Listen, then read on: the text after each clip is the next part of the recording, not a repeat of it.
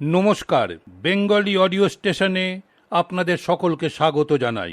Bengali audio স্টেশনে আমরা প্রকাশ করি অপ্রকাশিত গল্প। অনুরোধ করছি সাবস্ক্রাইব ও শেয়ার করার জন্যে। আপনাদের সহযোগিতা আমাদের যাত্রাপথ মসৃণ করবে। আমাদের আজ দুটি গল্প পাঠ। দুটি গল্পের রচয়িতা অমিত গোস্বামী এবং দুটি গল্পেরই একক পাঠে প্রভাত রঞ্জন ভট্টাচার্য।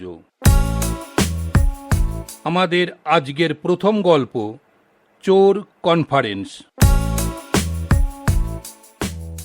করোনা পক্ষ চলছে, সবাই বাড়িতে খাচ্ছে, দাচ্ছে, খিল্লি করছে। ফেটে চৌচির কিছু লোকের। সরকার সাহায্য প্যাকেজ ঘোষণা করতেই বিদ্রোহ প্রকাশ্যে এলো। চোরেদের জন্যে কিছু নেই, দ্রুত তারা নিজেদের মধ্যে আলোচনা করে নিল। অবিলম্বে চোরদের একটা সংগঠন প্রয়োজন। আজ ছিল সেই মহা সম্মেলনের আয়োজন। আমার বাসার কাছে দমদম সেন্ট্রাল জেল মাঠে মঞ্চ সাজানো হয়েছে। মঞ্চের চারপাশে লাল, নীল, হলুদ রঙের কাগজ লাগানো হয়েছে। সভাপতি অবিভক্ত বাংলার কুখ্যাত চোর কালু। খুবই বয়স হয়েছে, তবু এমন ডাকে সাড়া না দিয়ে থাকতে পারেননি। বিপুল করতালির মধ্যে কালু চোরা উপস্থিত হলেন। উদ্বোধনের জন্য কালুর হাতে কাঁচি তুলে দিল মজনু চোরা। কাঁচিটা বেশ পুরনো, তা দিয়ে ফিতা ঠিক মতো কাটছে না। মজনুকে ফিসফিস করে বলল, তোমরা একটা ধারালো কাঁচি জোগাড় করতে পারলে না? ওস্তাদ, ভালো একটা কাঁচি এনেছিলাম, কিন্তু ওটাই চুরি হয়ে গেছে। ফিতা কেটে মালা পরে হাত নেড়ে আসনে বসলেন কালুচোরা। প্রথম বক্তা নাম চাচোরা। আগে চাওয়ালা ছিল, তাই এমন নাম। কিন্তু কেন্দ্রীয় সরকারের প্যাকেজে চোরদের জন্য কোনো বরাদ্দ নেই। এমনিতেই ওকে সবাই এত আওয়াজ দিয়েছে যে ও জয়ধ্বনি দিয়ে শুরু করতে সাহস পেল না।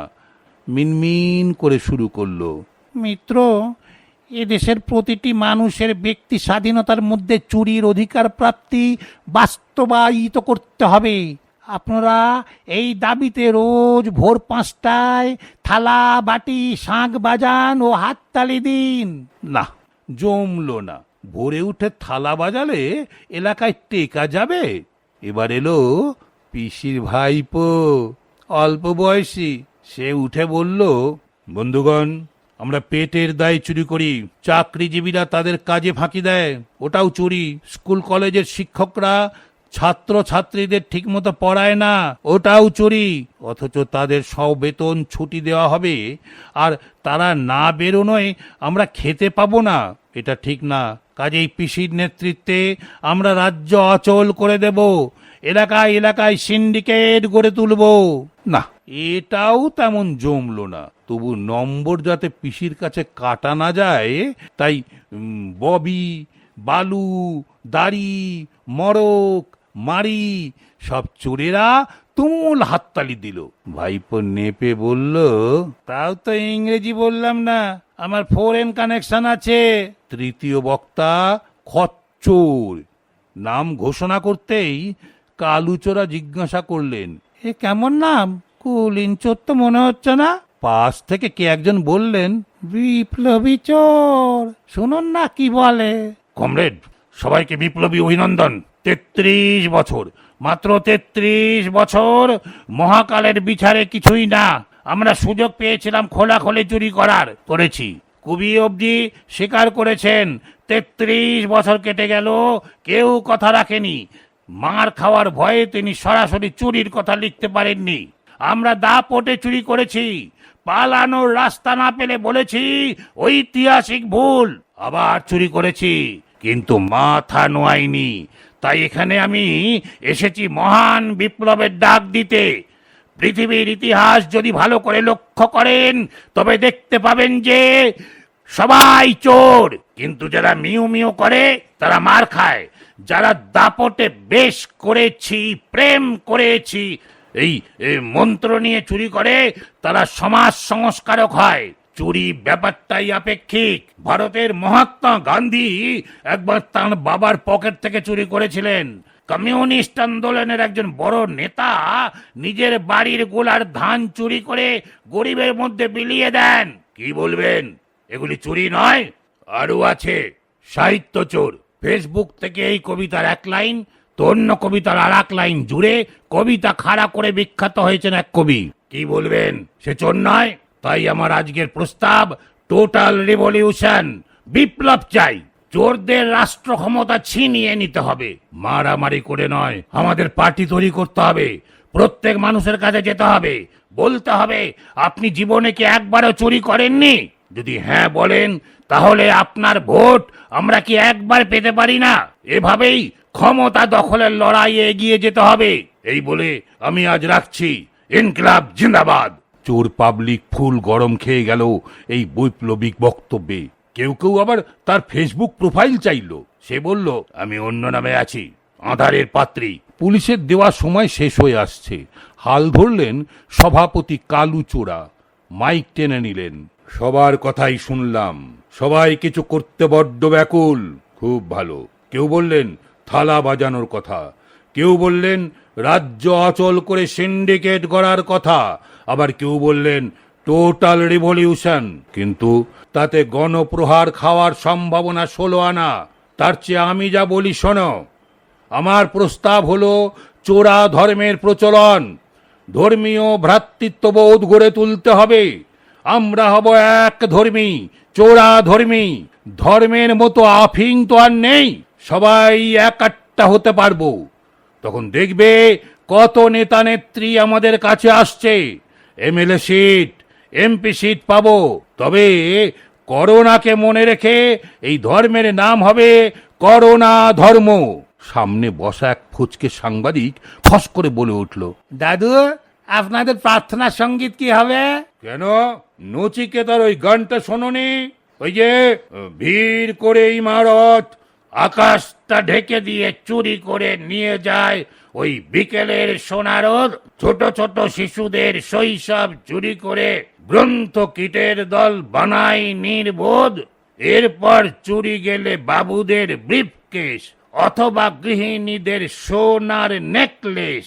সকলে সমস্বরে একরাশ ঘৃণা ভরে চিৎকার করে বলে, চোর চোর চোর চোর চোর। দেশ জুড়ে চুরি চলে, চোরেদের সংলাপ টিভি জুড়ে প্রচারিত হয়। ইট কাঠ বালি থেকে চাকরিও চুরি যায়, কথাটা মিথ্যে কথা নয়। চোরদের বাঁচাবে বলে আদালতে প্রশাসক, শিক্ষক নামে রাস্তায় চোর ধরা এই যুগে সোনা পাথর বাটি চোরেরাই খেয়ে যায়। লেখাপড়া করে যারা বেঘরে মরবে, তারা সিন্ডিকেটের জয় হয় হয়। দেশ জুড়ে চুরি চলে, চোরেদের সংলাপ টিভি জুড়ে প্রচারিত হয়। ইট কাঠ বালি থেকে চাকরিও চুরি যায়, কথাটা মিথ্যে কথা নয়। চোরেদের সংলাপ টিভি জুড়ে প্রচারিত হয়। এবারে শুনুন আমাদের দ্বিতীয় গল্প, কেশ খেয়েছেন কেষ্টদা। রচনা অমিত গোস্বামী এবং একক পাঠে প্রভাত রঞ্জন ভট্টাচার্য। আমাদের পাড়ার কেষ্টদা এখন হেভি টেনশনে আছেন। কেষ্টদা পাড়ার সবার দাদা। আমার দাদু, বাবা থেকে আমি, আমার ছেলে, সবাই তাকে কেষ্টদাই দেখেছে। বয়সের গাছ পাথর নেই, তবে কেষ্টদা কিন্তু ফুল সেলিব্রিটি। কাগজে কাগজে মাঝে মধ্যেই তার কথা ছাপা হয়। সেদিন দুম করে আমায় ডেকে পাঠিয়েছিলেন তার বাড়িতে। বাড়ি তো নয়, প্রাসাদ, খোদ বিশ্বকর্মা প্রকৌশলীর প্ল্যানে বানানো। গিয়ে জিজ্ঞাসা করলাম, কি কেস কেষ্টদা, হঠাৎ এই অধমকে তলব? আরে বস বস, আগে শরবত খা, মিষ্টি মুখ কর, আর দুজনের সুখে সিগারেট ধরাই, তারপরে। ভেতর থেকে কে যেন সাবধান করলো। কেষ্টদা দেশে আনা বুড়ো, বিনা মতলবে ডাকেনি। বললাম, না গো দাদা, সময় নেই, তুমি সোজা কেসটায় এসো। আর শোন শোন, আর তুই তো এখন উকিল হয়েছিস, আইন জানিস, তার উপরে তো রাজনীতি করছিস, কাজে তুই আমাকে সঠিক ইনফরমেশন দিতে পারবি। আচ্ছা, এই খুলে বলো তো কেষ্টদা, ধানাই পানাই ছাড়ো, যা জিজ্ঞাসা করার সোজা জিজ্ঞাসা করো। এই শুনলাম যে ওই কি একটা শব্দ নাকি ভাইরাল ভিডিও নাকি যেন কি একটা হয়েছে, তুই কি জানিস? জানি, এই সোশ্যাল সাইটে ওই পুরনো যৌনতার ভিডিও কে বা কারা আপলোড করে দিচ্ছে, তাই নিয়ে হইচই। এক মন্ত্রীর গদিও তো গেছে, কিন্তু তাতে এই বয়সে তোমার কি যায় আসে? আরে সে কথাই তো বলছি, ওই হঠাৎ সোশ্যাল সাইটে ওই বৃন্দাবন কলোনির রায় আমাকে থ্রেট করেছে যে সে আমার অল্প বয়সে সব যা কীর্তি ওগুলো নাকি ফাঁস করে দেবে। আর ধ্যাত, রাই ঠাকুমা কবে মারা গেছে? রাই ঠাকুমা মানে তো ওই ঘোষ বাড়ির আয়ন ঘোষ দাদুর বউ। হ্যাঁ রে, আর মারা গেছে তো আমার সামনে, কিন্তু কে এই কেলোটা করছে বলতো? হ্যাঁ, সেটা নিয়ে মাথা ঘামাচ্ছ কেন? সেসব কবেকার ব্যাপার, সব চুকে বুকে গেছে, কেউ মস্করা করছে। আরে না, বলেছে যে চরিত্র সংশোধন বা নারী সুচিতা নিয়ে কাগজে বাতেলা করা যাবে না। কোনো কাগজের চক্রান্ত নয় তো? আরে আমার তো লুকোনোর কিছু নেই, ভাগবত পুরাণ, বিষ্ণু পুরাণ, মহাভারত, হরিবংশ, এই 4টে কাগজেই আমার বিয়ের কথা ওরা ফলাও করে লিখেছে। কেউ 7টা, কেউ 8টা, আবার কেউ 9টা বউয়ের নারী নক্ষত্র লিখেছে। তবে তোমার সবচেয়ে আলোড়নকারী বিয়ে তো প্রথমটা, সেই যে বিদর্ভ কলোনির ভীষ্মক পাতিলের মেয়ে রুক্মিণী ঠাকুমার কেসটা তুলে এনে বিয়ে করেছিলে। তুমি তখন ফুল হিরো ছিলে কেষ্টদা। কি করব, দেখে পছন্দ হয়ে গেল, তখন আমি এই দ্বারকা কলোনির সর্বা আমাকে মুখের উপর ফুটিয়ে দিল। হ্যাঁ, আমিও তেমন ঢ্যামনা তক্কে ছিলাম। একদিন মন্দির থেকে বেরোতেই বাইকে তুলে নিলাম, কয়েকটা বন্ধুও ছিল, শালা ওর বাপ ভাইরা পিছু ধাওয়া করলো, ততক্ষণ আমি পগার পার এখানে নিয়ে এসে দিলাম মাথায় সিঁদুর পরিয়ে। কিন্তু তারপরেও তুমি লাগাতার বিয়ে করেছো। আর কি করা যাবে বল, তখন বহু বিবাহ নিষিদ্ধ হয়নি। এই আমার আবার এই শুক্র বেশ তেজোদীপ্ত ছিল, কাজেই তা অবশ্য ঠিক, সামলে তো নিতে পেরেছো। আর আমরা একটা বউ নিয়েই। শোন, ওই গরু ও জরু এই সামলে রাখার শিক্ষা তোর আর কোথায় পেলি? হ্যাঁ, বউয়ের ব্যাপারটা ছাড়। হ্যাঁ, ঠিকই, তুমি রাই ঠাকুমার কেসটা বলছিলে। হ্যাঁ, আচ্ছা, পুরো খুঁড়ে বলো তো, তাহলে বলতে পারবো কি করতে হবে। হ্যাঁ শোন, তবে আমি ওই অল্প বয়সে আয়ান মামার বউকে দেখে ফিদা হয়ে গেছিলাম। তখন আমার বয়স নিতান্তই অল্প, আমার দাদু উগ্রসেন তখন বেঁচে। বুঝলাম দাদু টের পেলে আমার চামড়া তুলে নেবে, কিন্তু আমার তখন অবস্থা একেবারে বিলা। তারপর আয়ান মামার এক বৃদ্ধা পিসি তখন দিনের বেলায় রাই মামিকে চোখে রাখে, তার নাম ছিল বড়াই বুড়ি। আমি একদিন ক্যাডবেরি কিনে সাথে একটা ছোট্ট লাভ লেটার কামে ভরে বুড়িকে দিয়ে বলি যে মামির চিঠি এসেছে বাপের বাড়ি থেকে। বুড়ি সেই কথা বিশ্বাস করে রাই মামিকে দেয়। হ্যাঁ, আর মামি তো চিঠি পেয়ে মহা খাপ্পা, আমার ওই বাপ ঠাকুরদা তুলে মহা খিস্তি করলো। আমিও তেমনি নাছর বান্দা, ভাবলাম দাঁড়াও দেখো আমি কি করি। কি করলে কৃষ্ণদা? না, তেমন কিছুই করতে হলো না। একদিন দেখি আমাদের ওই চলন বিলে নৌকো করে রাই মামি সাঁপলা চলছে। আমি আমার সাকরেত গুপিকে বললাম, ডুব সাঁতারের নৌকো ডুবিয়ে আসতে পারবি? ডোবাতে পারলেই 10 টাকা। গুপি নৌকো ডুবিয়ে দিল, আর আমি ঝাঁপ দিয়ে উদ্ধার করলাম। বেশ ভালো রকমের জড়াজড়ি হয়েছিল। হ্যাঁ, রাইও বেশ রেসপন্স করেছিল রে। উঠে ওই সবাইকে বললো যে আমি না থাকলে নাকি সে ওই মরে যেত। আমি না ওই এলাকার হিরো হয়ে গেলাম। বাহ, তারপরে? তারপরে আর কি যা হয়, আমি মাউথ অর্গান বাজাতে শুরু করলাম, আল্লাহ শুনতে লাগলো। একদিন ওই বনে গজমতির হাড় হারিয়ে একটু সমস্যায় পড়েছিল রাই। আরে খুলে রেখেছিস পাশে, সব ওই পড়ার সময় মালাটা উপর বেমালুম ভুলে গেল। আমি আর কি করি, দাদু উগ্রসেনের তবিল ঝেড়ে গড়িয়ে দিলাম, সব মিলে রাই একেবারে ফিদা। তারপরে আর কি, চা খেয়ে ওই ভাঁড় ফেলে দেওয়া, ফটিয়ে দিলাম রাইকে। কিন্তু সে কি ছাড়ার পাত্রী, ততদিনে আয়ন মামা গণকেশ। রাই তো বৃন্দাবন কলোনি ছেড়ে এই দ্বারকা কলোনিতে ঘর নিল, আমার বাসায় কাজ নিল।